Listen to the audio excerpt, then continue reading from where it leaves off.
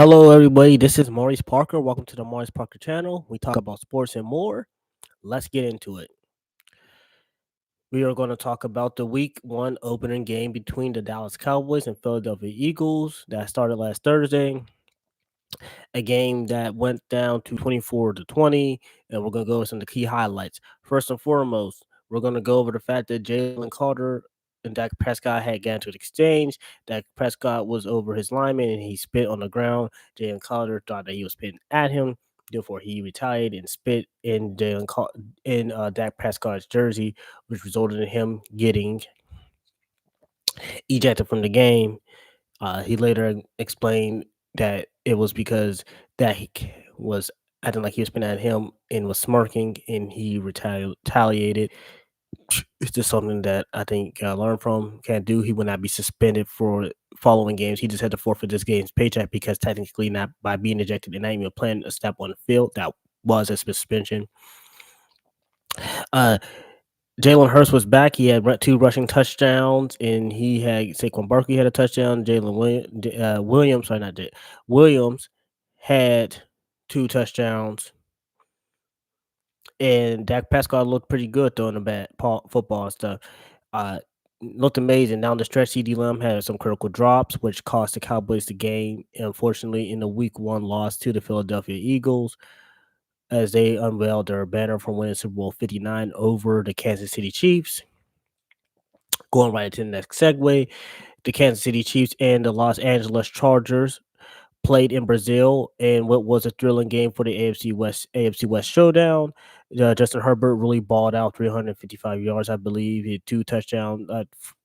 He had thrown two touchdowns to Quintez Johnston and Keenan Allen. Let McConkey had some good round running.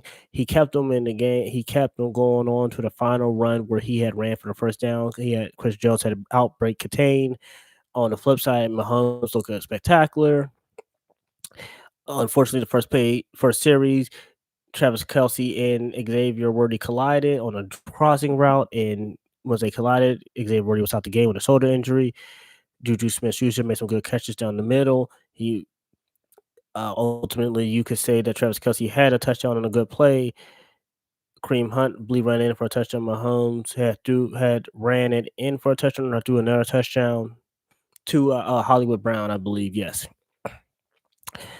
This game was interesting because at the end of the game, you saw Drew Tranquil and Chris Jones really get into it after they had lost the game. So what happened is, to pitch a scenario, it is 27-21. There is 3 minutes left. Sorry, a minute and 10 seconds left in the game. It's 3rd and 13. Instead of holding contain, Chris Jones goes inside. Herbert runs outside, and there's nobody there based on the coverage. Gets the first down. This was the first time Kansas City's 19-game winning streak in which they had won by single possession points, like a single game points, was broken. That was kind of interesting because the Chargers head coach Jim Harbaugh wanted to let it be known that he wants to get Justin Herbert in the Hall of Fame, and by start doing that, you got to do historical things. Moving on to the 1:00 games in the NFL, it was between the Pittsburgh Steelers and the New York Jets, and it was a thrilling game between, ironically, two quarterbacks playing against their former teams. Justin Fields played for the Steelers last year. Aaron Rodgers played for the Jets last year, and both quarterbacks had a duel. Justin Fields had 2 passing touchdowns and 2 rushing touchdowns. Aaron Rodgers threw for 4 touchdown passes. A back and forth game. You really didn't have too many turnovers except for the kickoff, in which Gibson had fumbled the ball by Skoranek, which led to the Steelers coming to field. It got a touchdown. Chris Boswell hits a 60-yard field goal at MetLife Stadium during the closing moments of the game. As Justin Fields was running on a 4th and 3, he throws it to Garrett Wilson, and as Garrett Wilson tries to catch it, Jalen Ramsey comes in from a big-time hit, which knocks the ball loose and ends up helping the Steelers win the game. If you had to look at it as a Jets fan, you should be proud of your team. I think that they are going to be a scary team in the AFC East. It's nothing to give me. They're a tough team. Moving on to another closely game, that I would like to talk about as well as we go over some of these games with Seattle and the 49ers, Seattle Seahawks and the San Francisco 49ers. The headline in this game was the fact that after catching a touchdown, George Kittle goes out with a hamstring injury. The Seattle Seahawks, for the most part, had Smith and Jigma, had Sam Darnold. It was a kind of like an evenly kill game in the NFC West. A last minute touchdown by Brock Purdy. The game winning touchdown to throw it for the game winning touchdown by number. I cannot think of the player's name at the moment. They ended up winning that game. The blowout of the day was between the Miami Dolphins and the Indianapolis Colts, who started Daniel Jones, who threw a nice touchdown pass to Michael Pittman Jr., who was really turning it up in his debut. The Colts, for the previous post Manning openers and post Andrew Luck openers were 10 losses and one tie. So they did not even win the opener till today. That was incredible. On Miami side, it was just tough because Tua Tagovailoa had thrown some interceptions, and it seemed like Tyreek Hill got involved a lot in the game. It was just tough sledding for Miami in the opener, and to lose 33-8, you never want to lose like that. But it's early in the season. You just gotta go back and regroup and get the job done next time. You could do it. You just got to go back and see what went wrong, see what's going right. I think they'll be okay. Another close matchup that we got to talk about was between the Atlanta Falcons and the Tampa Bay Buccaneers, between Michael Penix and Baker Mayfield. Back and forth game. That was, definitely high class back and forth game. It was 23-20. Michael Penix gets them into field goal range. Young Hoku inside I think it was like a 30-yard field goal, misses it right. Now, the irony of this is they're at home, they're playing in a dome, and he misses the kick. It's a tough way to lose that because had he made the kick, it would have went in.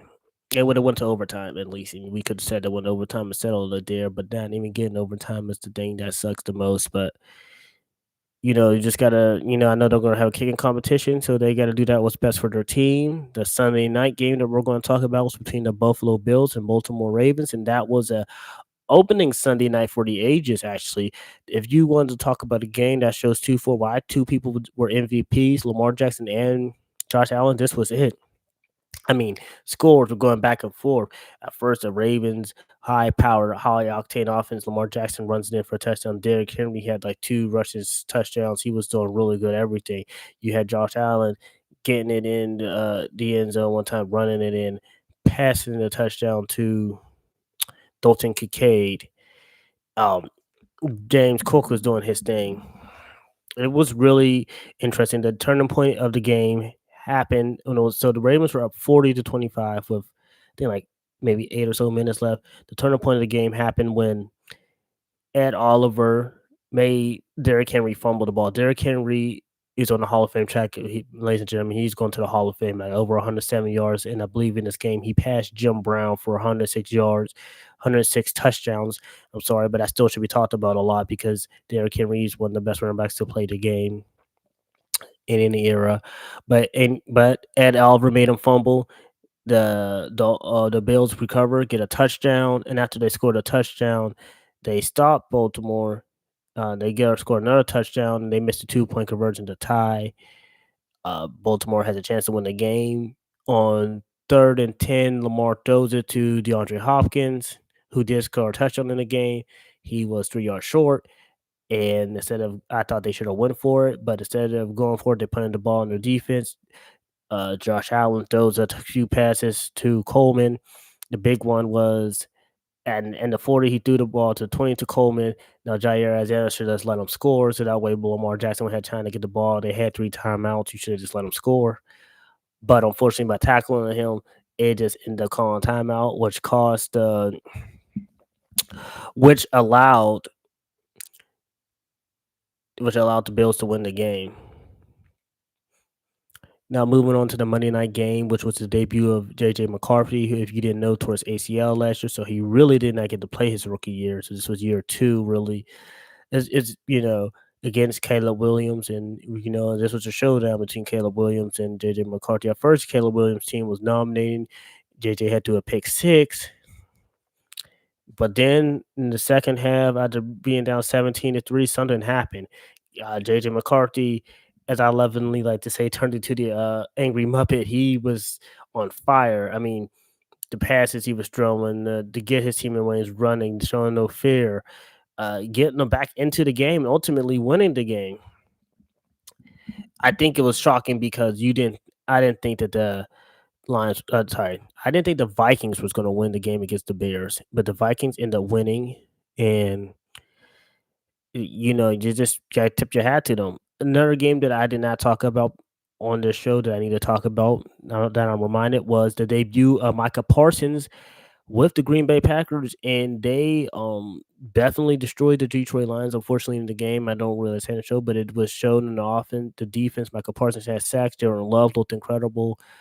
The Lions, had a lot of hard time scoring. And, they had a spectacular catch at the end for the touchdown to make it more respectable, 13-27.